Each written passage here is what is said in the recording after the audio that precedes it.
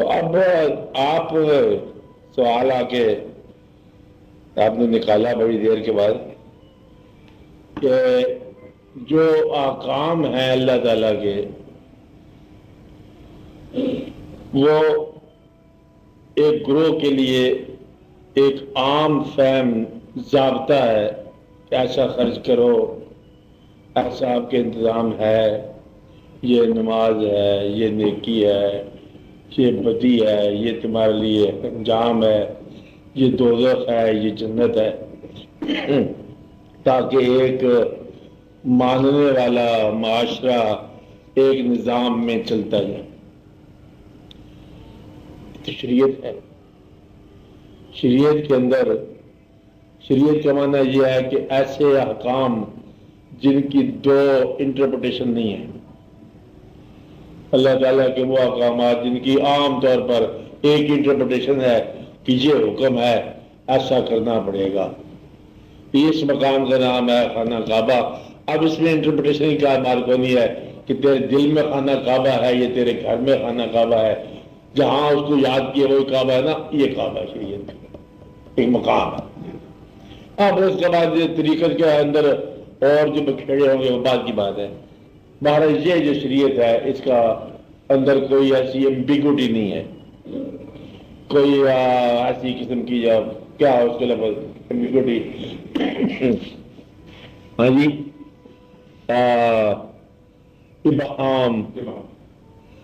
اچھا، اب اللہ تعالیٰ کے جو ماننے والے ہیں قانون کے مطابق جو چل پڑے تو چل پڑے۔ اب دیکھنا یہ ہے کہ قانون تو ایک ہی ہے، اللہ کی طرف سے قرآن جو ایک ہے۔ آگے آپ کو بات سمجھ آنی چاہیے، تو ماننے والے درجہ بدرجہ ہے، ماننے والے پیغمبر بھی ہیں، اولیاء بھی ہیں، علماء بھی ہیں، اور ایک عام انسان بھی ہے۔ اس کا مطلب یہ ہے کہ اب اتنے گروہ جس میں اتنے بڑے درجات ہیں، اتنے بڑے تقرر والے ہیں، اتنے بڑے سمجھ والے ہیں، ان سب کے لیے ایک حکم جو ہے وہ کس طرح آپریٹو ہوگا، غور کرنا۔ آپ سمجھ رہے ہیں کہ ایک مقام ہے نماز آپ کے لیے فرض ہے، اگر آپ تہجد استعمال کرو تو یہ آپ کے لیے ویسے بہتر ہے، لیکن جو لوگ ایک باطنی نظام میں وابستہ کر دیے گئے ان کے لیے تہجد فرض ہو گیا، فرض سے بھی زیادہ فرض ہو گیا، کیونکہ وہ ایک نظام ڈیوٹی کا اس کے ساتھ ان کا تعلق کر دیا گیا۔ اور یہ جو ہے آپ کے لیے وہ ضروری نہیں کہ آپ کے جاگنے سونے کے مضامین ہیں، اس کے لیے باقی ہر زندگی کے شعبے سے وہ زیادہ ضروری کر دیا گیا۔ تو گویا کہ جتنا انسان اس دین میں قریب ہوتا جائے گا اتنے اس کے فرائض بدلتے جائیں گے، ہر چند کے فرائض وہی ہیں، فرائض نہیں بدلتے لیکن فرائض وہی ہیں۔ مثلا آپ کو یہ ہم بتاتے ہیں کہ ایک فرض ہے اپنی جان بچانا، اللہ کی طرف سے فرض ہے جان بچانا، تو ایک فرض ہے اللہ کی راہ میں جان دینا۔ اب بچانے والا جان کیسے دے؟ تم جان بچاؤ، ہم جان دیتے۔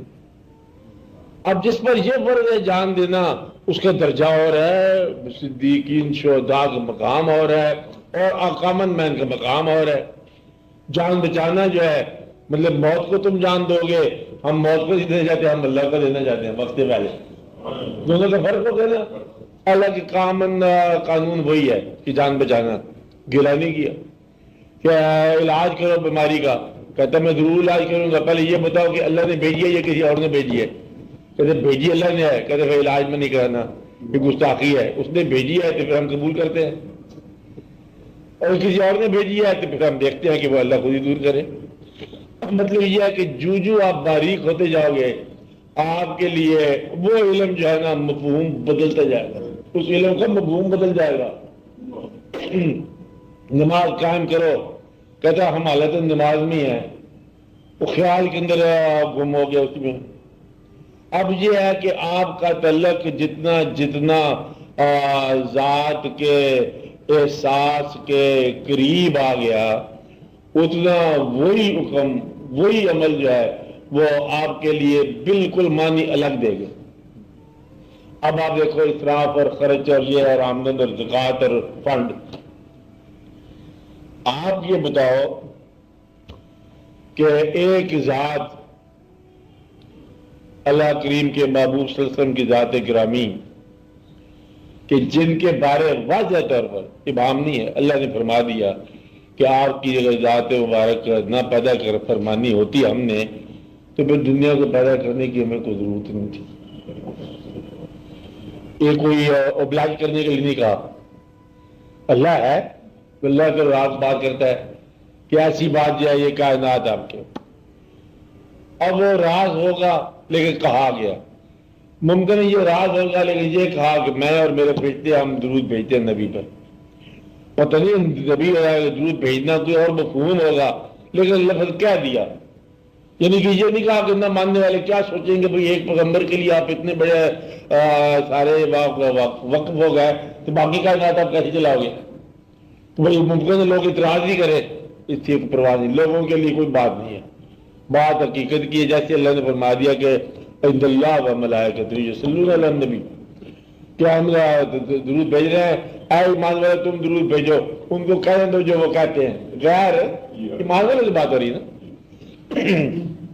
جس طرح اللہ تعالیٰ نے یہ کمٹمنٹ اپنی نہ ماننے والی دنیا میں بغیر کسی ابہام کے اناؤنس کی ہے، اسی طرح اللہ کے ماننے والے یہ رشتہ اور یہ کمٹمنٹ بغیر کسی ابہام کے اناؤنس کرتے رہتے ہیں۔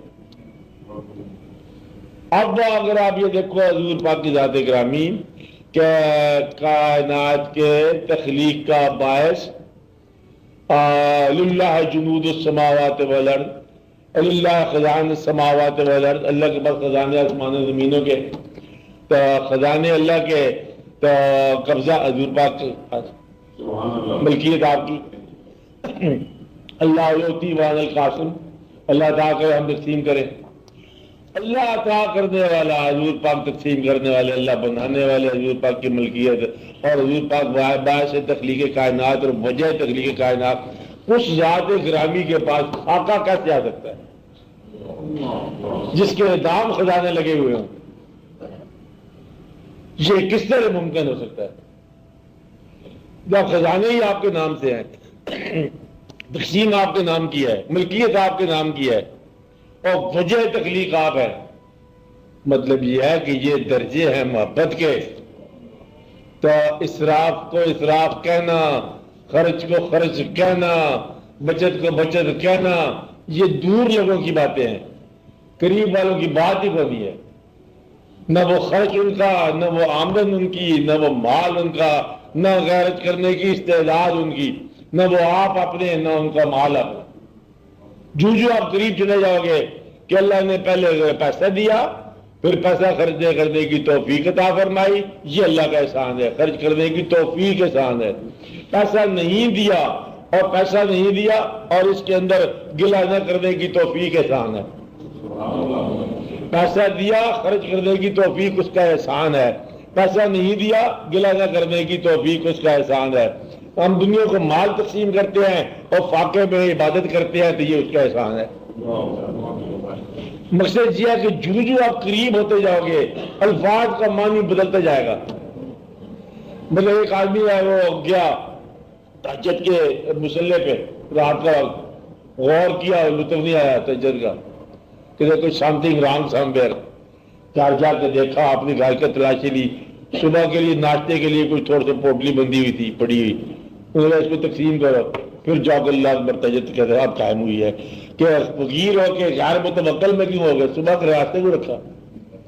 اب یہ بات اس کی ہے، اگر یہ آپ کے بات بتا دی جائے تو آپ سو بات کریں گے، بچہ ہے، ناشتے سویرے، اسکول ہے، کالج ہے، آنا ہے جانا ہے، ادھر ادھر ہے، صحت کا مضمون ہے، کیا کریں کیا کرتی ہے۔ اگر آپ قریب ہو جاؤ تو آپ کی بات ختم ہو جاتی ہے۔ قرب کا کمانا یہی ہے کہ بس ختم ہو جائے، آپ اللہ کی طرف سے جو چاہو کرو، پیسہ رکھنا چاہو رکھ لو، خرچ کرنا چاہو خرچ کر لو. تو حکم جو ہے ایک مقام پر، حکم جو ہے ایک مقام پر، قرب کے مقام پر، تقرب کے مقام پر حکم جو ہے فکر پورا کر لو، وہ منشا بن جاتی اس کی اور آپ دونوں کی. دور رہو تو حکم ہے، اطاعت ہے. حکم اور اطاعت کو منشا میں ڈالنا ہے، اور آپ نے کرنا ہی کیا ہے. یہ جو شریعت ہے یہ حکم اور اطاعت کا نظام ہے، اور طریقت کیا ہے؟ یہ منشا اور منشا کا نظام ہے. آپ ایسے لے رہے یعنی کہ وہ حکم دے گا آپ مانو گے، کیا ہے یہ شریعت. اس کا حکم ہے ہم مان رہے ہیں، حکم ہے 2.5% دو، 100 میں سے 2.5 روپے دو، یہ کیا ہے؟ مان رہے ہیں. 2.5 روپے دیے زکوٰۃ کے، یہ حکم ہے. پھر جب آپ قریب آ گئے تو پھر 100 کس کے تھے، 2.5 کس کے تھے، لینا کس کے دینا کس. انہوں نے کہا رکھا ہی کبھی نہیں 100 ہم نے، تو 2.5 کس بات کے. تو لہذا جو مالک ہیں نظام زکوٰۃ کے وہ کبھی صاحب زکوٰۃ نہیں ہوئے. انہوں نے رکھا ہی نہیں اپنے لیے مال، انہوں نے کل کے لیے نہیں رکھا، انہوں نے آج کے لیے نہیں رکھا، انہوں نے رکھا ہی نہیں اپنے پاس. تو لہٰذا وہ جن کے لیے ایک ہاتھ پر اگر آپ سورج رکھ دو، چاند رکھ دو، ہم نظام سے نہیں بدلیں گے. اگر یہ پہاڑ سونے کے کر دیے جائیں ہمارے لیے ان کی مٹی رائی کے برابر بھی نہیں ہے. ہم ان باتوں میں آنے والے آئے نہیں ہیں. یہ پیسہ اور یہ دولت، یہ پیسہ اور دولت دولت نہیں ہے، ہمت دولت ہے. خرچ کرنے کی ہمت اور غریبی برداشت کرنے کی ہمت. غریبی میں آپ بد دل ہو جاتے ہو، امیری میں آپ بزدل ہو جاتے ہو، تو کرتے کیا ہو آپ؟ یہ تو کوئی بات ہی نہیں نا. لہذا حد کو نہیں ہے، حد تیرا دماغ ہے. اگر آپ یہ سمجھو کہ آپ اللہ کے تقرب میں جا رہے ہو تو وہاں قاضی کا فتویٰ نہیں لینا کہ جناب ہے یہ میرے پاس 100 سال ہو گیا، 2 سال ہو گیا پڑے رہے، میرا خیال ہے زیور پر آپ بتاؤ زکوٰۃ کتنی ہوتی ہے. تو آپ دیندار آدمی ہو، زیور پر زکوٰۃ کتنی ہوتی ہے، مکان پر زکوٰۃ کتنی ہوتی ہے، تو آپ زکوٰۃ نہ دو تو کون سا پوچھ رہا ہے؟ اسے اللہ تعالیٰ کی جو زکوٰۃ ہم نے دی تھی کچھ رہ گئی ہوگی، کچھ چلو کوئی بات نہیں ہے، کچھ بینک کا دینا تھا، اوور ڈرافٹ دینا تھا، کیا ہو گیا. وہاں تو اور بات ہے. جب آپ شوق میں جا رہے ہو تو شوق تو پوچھتے نہیں ہے، کہتے اللہ کو جان چاہیے، کہتے میری حاضر ہے، بچوں کی اگر حاضر ہے تو بچوں کی حاضر ہے. شوق کے لیے کہانی اور ہے. اگر شوق قانون سے باہر دوڑتا ہے، شوق کیا کرتا ہے؟ قانون سے باہر دوڑتا ہے. شوق کا نظام اور ہے. اس لیے ہم آپ کو جو رائے بتا رہے ہیں وہ یہ ہے کہ شریعت کے نظام میں داخل ہونے کے بعد فوری طور پر دعا کیا کرو کہ تم شوق کے نظام میں داخل ہو جاؤ. شوق کے نظام کا قانون جو ہے نا وہ دیا ہوا نہیں، ریٹن ورڈ نہیں ہے، وہ ان ریٹن کانسٹیٹیوشن ہے. اگر وہاں بتایا نہیں جاتا تو وہاں ضرور آپ کا شوق ہی چلتا ہے. اب آپ دیکھو وہ لوگ کسی کو حق پہنچتا ہے، میں نے پہلے بھی یہ بات کی آپ کو کہ چور کو تو تم پھانسی لگاؤ یا اس کے ہاتھ کاٹو، چور کے کتب بنانے کا حق پہنچتا ہے، کتب بھی بنا دو نظام. اور جو آدمی دنیا میں غریب ہے اس کو ولی کا مقام، اور جو آدمی دنیا کے اندر کمزور جا رہا ہے اس کو باطنی قوت کا نظام. یہ جو اگر آپ واقعات غور سے دیکھو گے کہ اللہ کے طرف جو ماننے والے ہیں اور جو روح میں زیادہ قریب ہیں ان لوگوں کی زندگی اس ظاہری نظام میں سمجھ نہیں آتی. ظاہری نظام بالکل اور طرح سے ہے. ان کو لوگ سمجھاتے رہے کہ دیکھو جان بچانا فرض ہے. حضرت امام علی مقام کو بتایا ہوگا لوگوں نے کہ دیکھو آپ اس طرح کو آپ تشریف لے جاؤ، فوج بنا کے آنا، تو پھر ایک وقت آئے گا تو یزید کا مقابلہ کر لیں گے، جب تک ہم بھی آپ کی مدد کریں گے. اور آپ نے کہا دیکھو وقت جو آنا تھا وہی تو آیا پڑا ہے. اگر یہ وقت میں چھوڑ جاؤں تو تاریخ عالم میں یہ وقت کدھر جانا ہے؟ یہ وقت فتح شکست کا نہیں ہے، یہ وقت رضا اور تسلیم کا ہے. تو فتح شکست جو ہے شریعت کی باتیں ہوتی ہیں، رضا اور تسلیم طریقت کی باتیں ہوتی ہیں. یہ رضا کا مقام ہے، یہ تسلیم کا مقام ہے. اس لیے آپ اس بات کے سوال کو دیکھو کتنا رکھنا چاہیے جس سے آپ کو وحشت نہ ہو. اتنا رکھ لیا کرو کہ آپ کو غریب ہونے کا اندیشہ نہ ہو. کتنا دینا چاہیے اتنا دے دیا کرو کہ آپ کے اندر تکبر نہ پیدا ہو جائے دیکھ کہ میں نے بڑا کام کر لیا. یعنی کہ آپ یہ دیکھو کہ اللہ تعالیٰ سے لے کے اللہ تعالیٰ ہی کی منشا پہ آپ نے دے دینا ہے. آپ اس میں کرتے گا ساتھ سجدہ کیا کرو، یا اللہ تیری مہربانی ہے، پیسہ بھی تیرا، دیا بھی تیری راہ میں، مجھے خواہ مخواہ نیکی کا موقع مل گیا. مال کوشا نہیں ہے، یہ اس کے استعمال کا نام ہے زندگی. مال تو صرف ہے، مال تو ایک راحت ہی ہے نا. یعنی کہ مال وہ جو تم استعمال کرتے ہو، اور جب استعمال کرتے ہو یہ ختم ہو جاتا ہے. نہ استعمال کرو تو یہ قوت نظر آتا ہے کہ مال پڑا ہوا ہے، اور جب استعمال کرو ختم ہو جائے گا. اس لیے آپ اس بات پہ بڑا غور کرو کہ اللہ کی راہ میں جب آپ نے خرچ کر لیا تو وہ ہے جو مبذرین کی بات یاد آئی. وہ لوگ ہیں جو اسراف پہ نمائش کرتے ہیں، جو پیسے کو قوت کے طور پر ظاہر کرتے ہیں، جو پیسہ خدا کے مقابلے میں لاتے ہیں. وہ یہ سمجھتے ہیں کہ پیسہ ان کو خلدا یہ ہمیشہ قائم رکھے گا دنیا میں. مال ان کو گنتے رہتے ہیں، جمع مال وددا. وہ لوگوں کی بات ہو رہی ہے کہ یہ پیسے سے اتنا بڑا اعلان کرتے ہیں جیسے قوت دے دی پیسے نے، اور ان کو اپنے فرعون کہہ دیا، ان کو اپنے نمرود کہہ دیا، اور ان لوگوں کو نمائش کہہ دیا کہ پیسے کی تو یہاں مقام ہی نہیں ہے. پیغمبر کو پیسے بغیر پیغمبری دے کے اللہ تعالیٰ نے راز ہی حل کر دی کہ اس میں ادب کا مقام پیسہ ہے ہی نہیں. ادب کا مقام جو ہے اللہ کے ساتھ تقرب ہے. اور آپ لوگوں کا اسی کا نام ہے دین، کہ دین آپ کا مطلب یہ ہے کہ وہ جو دنیا داروں کی پہچان کا ذریعہ ہے وہ آپ نے بند کر دیا. دنیا دار کی پہچان کیا ہوتی ہے؟ اس کا مقام جائے پیدائش دیکھو، کہتے شاہی خاندان میں پیدا ہوا، چلو، اور اس کا حال کیا ہے؟ کہتے بادشاہ کا بیٹا بادشاہ ہی ہے. اس کے پیسے کتنے بڑے پیسے ہیں، وزیر ہے، فوج ہے بڑی، اس کے اس کی عزت کرنی چاہیے کیونکہ یہ طاقتور آدمی لگتا ہے، خاندانی لگتا ہے. اور موسیٰ علیہ السلام چھوٹے سے آدمی نے کہا اس کی عزت نہیں کرنی چاہیے، اس کو دریا میں غرق کرنا چاہیے، یہ فرعون ہے. اب یہ اس کی پہچان ہو رہے، مذہب کی پہچان ہو رہے، آپ کی دنیا کی پہچان ہو رہے. آپ دنیا کی پہچان کے مطابق نہ چلو، آپ مذہب کی پہچان کے مطابق چلو گے تو آدھا صبر ہوگا. شوق کی پہچان کے مطابق چلو گے تو پھر پورا ہوگا. اب یہ شوق کی بات جو ہے نا، آپ جو سمجھ لو شریعت کی تعلیم جو ہے یہ کوئی لمبے چوڑے کسی اسکول آف تھاٹ کی ضرورت کو نہیں. شریعت واضح احکام ہے، آپ سمجھیں، قرآن پاک کے، حدیث مبارکہ کے، اور کتابیں لکھی ہوئی ہیں. تو سامنے ہو رہی ہے، آمین کو آواز بلند کے ساتھ کہو یا آواز خفی کے ساتھ کہو، یہ فرق کو نہیں پڑتا. آمین مامین ہی ہے، بہرحال یہ آپ کے لیے طے. آپ جب اس سے بات چلتے ہو طریقت کے معاملے میں تو وہ ہے آپ کا باطن، کہ نماز کے بارے بار بار کہا گیا کہ یہ معراج المومن ہے، مومن کا معراج ہے. معراج کا آپ اتنی بات تو سمجھتے ہو نا کہ اللہ کے تقرب کی انتہائی حالت.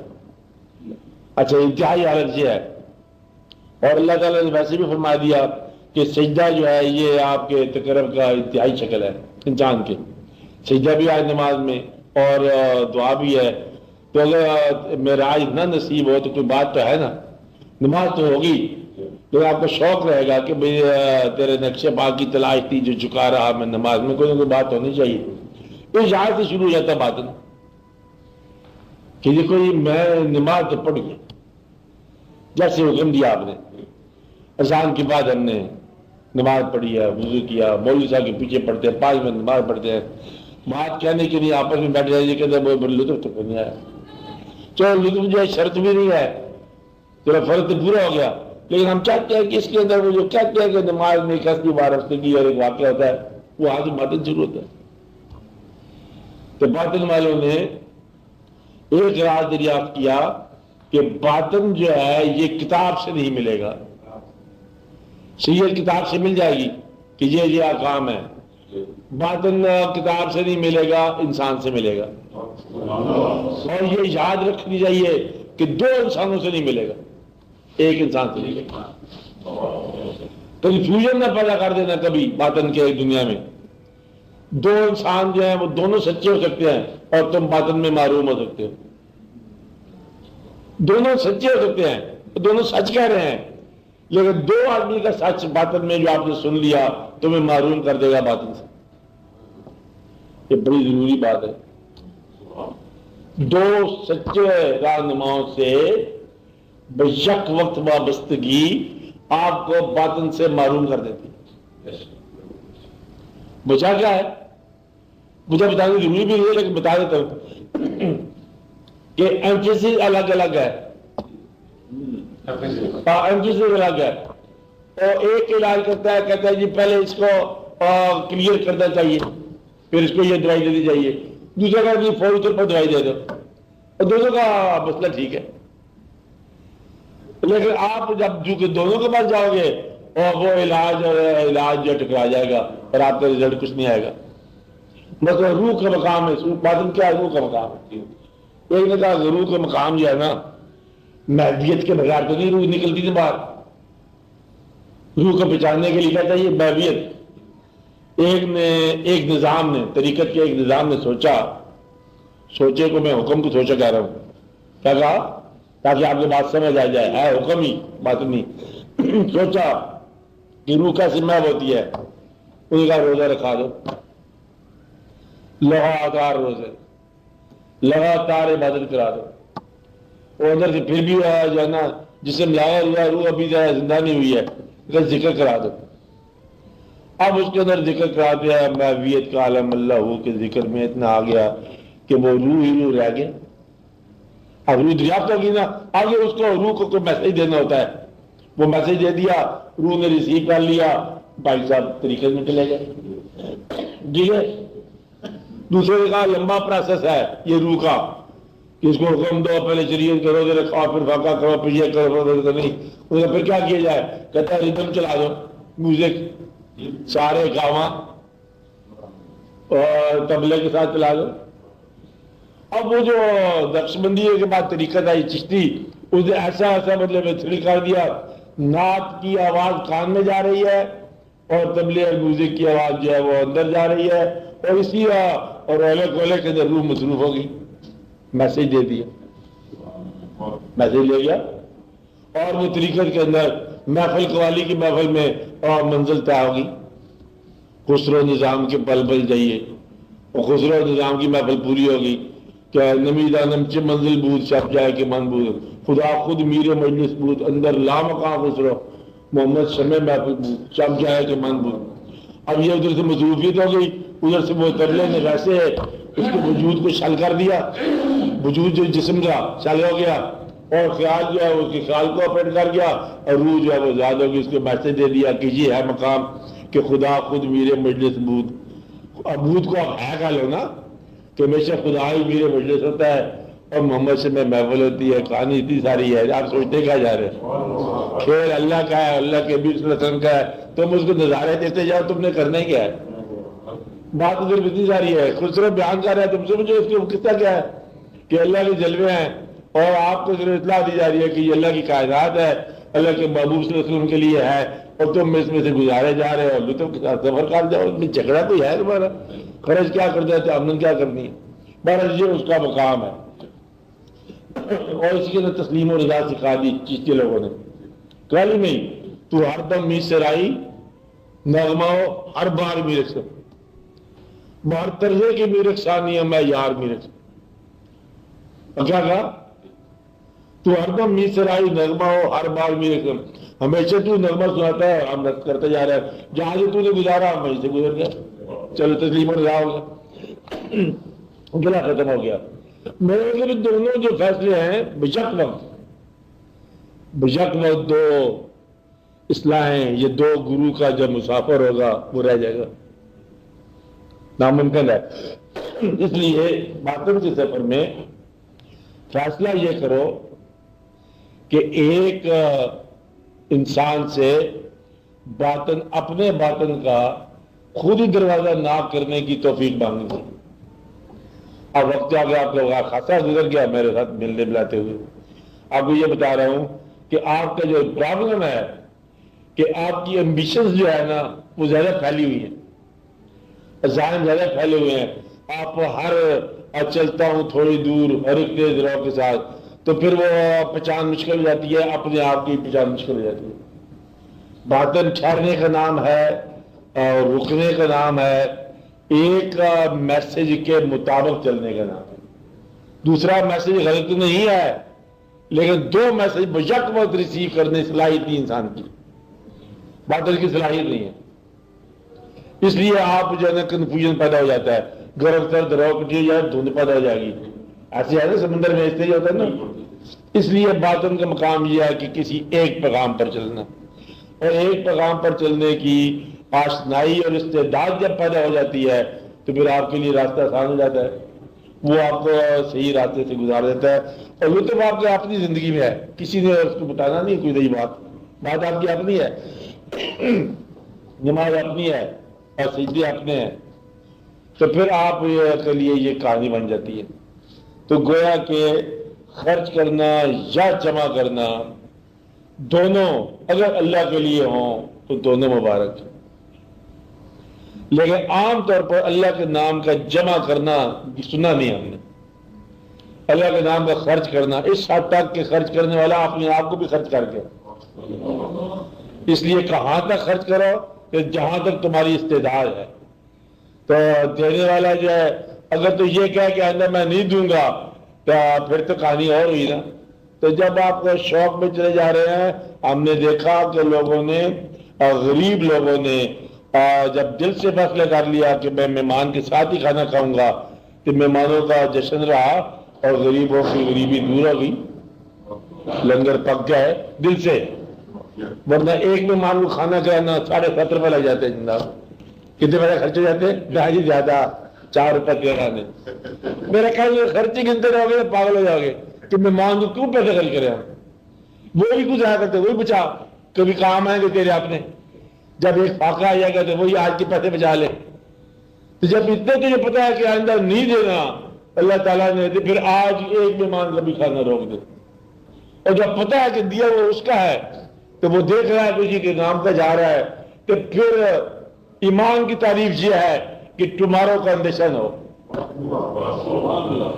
جو ایمان رکھتا ہو اور کل کے لیے فکر مند ہو اس کے ایمان میں ابھی گرو نہیں آیا، ایمان میں کیا نہیں آیا؟ ابھی اس کے ایمان میں پیر نہیں آیا، جس کو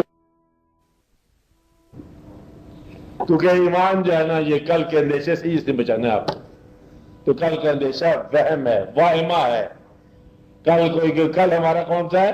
جب ہم اس دنیا سے نکل جائیں گے، اور یہ بات ہم نے بالصافہ بار آپ کو بتائی ہے کہ رزق جو ہے صرف پیسہ نہیں ہے، رزق خیال بھی ہے، حال بھی ہے، مال بھی ہے، آپ کے وجود ہے، آپ کی زندگی ہے۔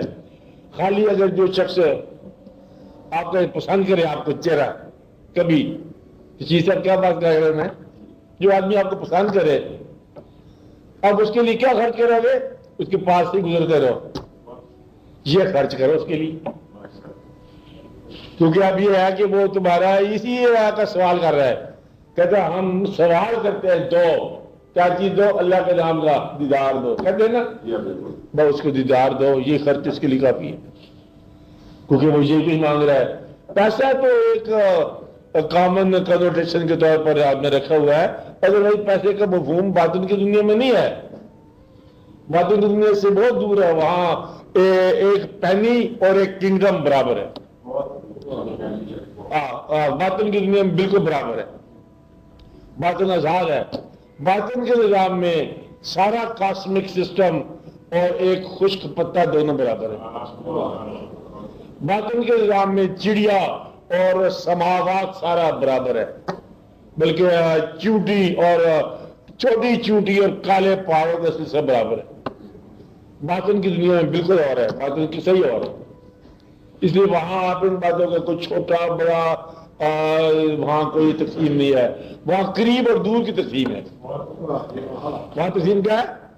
قریب اور دور کی، اور جو قریب ہے وہی حبیب ہے، اور سب سے بڑے حبیب اللہ تعالیٰ کے قریب ہے جو حضور پاک صلی اللہ علیہ وسلم، اور ہمارا رشتہ ان کی ذات کے حوالے سے ہے، اور رشتہ ہمارا ہے ہی نہیں، باقی اللہ تمہارا کیا لگتا ہے؟ تمہارا کوئی تعلق نہیں ہے، تمہارا تعلق ادھر نہیں ہے، اس لیے آپ کو بڑے غور سے آپ دیکھا کرو کہ یہ سوال جو ہے نا، یہ سوال باطن کے اندر پیسہ کوئی مقدار نام کی شے نہیں ہے پیسہ. اور یہ یاد رکھیں جو میں کہہ رہا ہوں، باطن کے اندر پیسہ نام کی مقدار کوئی شے نہیں ہے. باطن کی دنیا میں پیار ہے، رشتہ ہے، اخوت ہے، محبت ہے، تقرب ہے، ملنساری ہے، ایثار ہے، اور دوسروں کے لیے آنے والے زمانے کے لیے دعا ہے اور لگن ہے، ہزار باتیں ہیں، لیکن پیسہ نام کا کوئی وہاں معیار مقدار نہیں. باطن کے اندر کوئی ایسی بات نہیں ہے. باطن میں سخی آدمی جو ہے نا، آپ نے دوسرے کا جو آپ کا حق تھا دوسرے پر آپ نے چھوڑ دیا، آپ باطن میں آ گئے. حق تھا آپ کا، کیا کیا آپ نے؟ ہم معاف کر چھوڑ دیا. اور دوسرے کا بدلے میں ظاہر کیا آپ نے کیا کہہ دیا؟ معاف کر دیا. یہ باطن حق بنتا ہے. وہ آپ کو سامنے آپ کی چیز اٹھا کے لے گیا، رشیدہ کیا لے گیا؟ آپ کے سامنے چیز آپ اٹھا کے لے گیا، بھائی تھا، رشتے دار تھا، پھر کیا کہا؟ اللہ کے والے کرو، معاف کر دیا. باطن میں داخل ہو گیا. وہ ظاہر کا کھیل کھا رہا تھا، آپ نے اس کو باطن بنا دی. تو یہ ہے پیر کا آواز، گرو کی بات کہ ظاہر کے کھیل کو باطن بنا دو اور شریعت کو طریقت بنا دو. اب جائز بنا کہ وہ ایک تو وہ کعبہ ہے نا، خانہ کعبہ، ایک ہوا کہ خانہ کعبہ دل میں ہے. تو میرا کعبہ جو دل میں ہے، ہمارا حج جو ہے گھر کے ہے، مرشد کا دیدار ہے باہو من لکھ کروڑا جا. اب باطن میں آگی بات. اب وہ سارے کا سارا قدر سے اٹھ کے کہاں گئی باطن میں. اب بچے بیڑے، بچے جھیڑے، بچے رانجے، بلکہ بچے ہی کھیڑے، تو بچے ونج مانے سارا کچھ اندر ہے. 14 تمک دلے کے اندر. اب کہانی اور ہوگی اللہ فلاں چمبے دی بوٹی. اب نظام اور آ گیا. اب اللہ کو چمبے کی بوٹی کہنا یہ گستاخی کی بات ہے شریعت کے روپ میں. کیا ہے؟ اللہ کو تم مثال دیتے ہو، لا مثل اللہ، لا مثال اللہ، ولا ممثل اللہ. بے شمار مطلب باتیں ہیں. خبردار کہ اس کی مثال نہیں ہے اور بے مثال ہے. تم نے کہا اللہ کیا ہے؟ چمبے کی بوٹی. مثال دے دیا آپ نے، یعنی کہ ایبسٹریکٹ کا کنکریٹ بنا دیا. تم نے ایک چیز بنا دیا، اللہ کو ایک چیز بنا دیا، اور بہت بڑی بات ہوگی، غلط ہوگی بات. میں کہا نہیں، اللہ پلہ چمبے کی بوٹی. مرشد مانوی لائی، اللہ کو لائی کہہ کے سلطان صاحب، یعنی اللہ جو ہے وہ کوئی آپریٹ کوئی اور کر رہا ہے، وہ اس کے دل میں لگا رہا ہے، اور چمبے کی بوٹی قلم چمبے کی اندر لگائی جا رہی ہے اس کے من میں، اور یہ بڑی تعریف ہو رہی ہے. اللہ سارے کا سارا جو ہے وہ ڈس انٹیگریٹ کیا جا رہا ہے. نہیں، ڈس انٹیگریٹ نہیں ہوتا. اللہ باطن میں ڈس انٹیگریٹ نہیں ہوتا، ظاہر کا اللہ ڈس انٹیگریٹ ہوتا ہے. تو لہٰذا آپ ظاہر میں جھگڑا ہے مسجد کا، اور اینٹ اینٹ کا، قصے کا. باطن کے اندر کیا ہے کہ محبت کی بات ہے، دل میں لائی ہو تو پھر لگنے دو نا.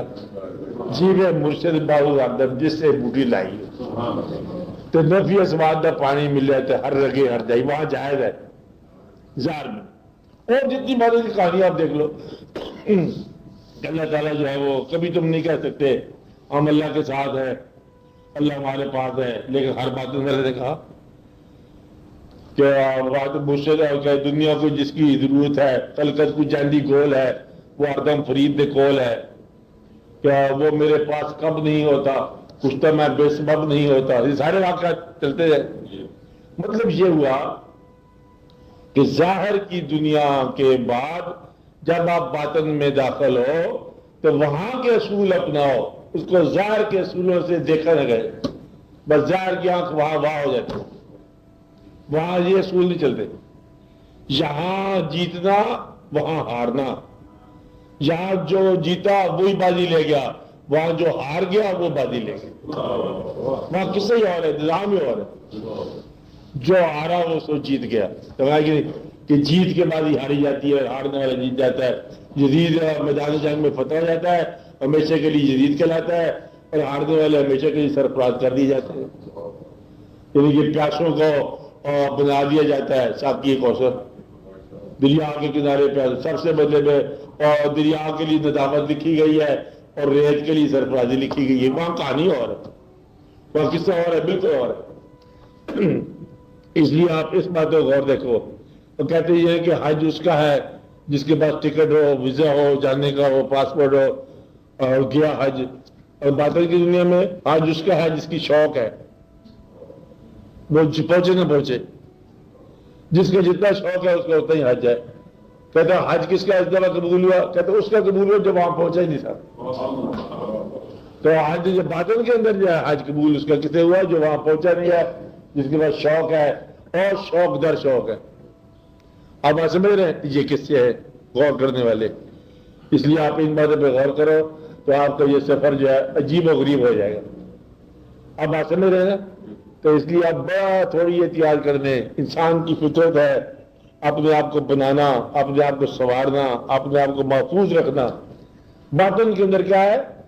اپنے آپ کو غیر محفوظ کر کے بھی دوسرے کی خدمت کرنا. وہاں کے انظام اور ہے، وہاں انسان کے درجہ اور ہے. اب آپ یہ دیکھ رہے ہو، یہ سارے واقعات ہیں آپ کے سامنے ہیں. اس لیے خرچ کرنا اور جمع کرنے کا سارا نظام باطن میں جا کے سارا کلی طور پر بدل جاتا ہے.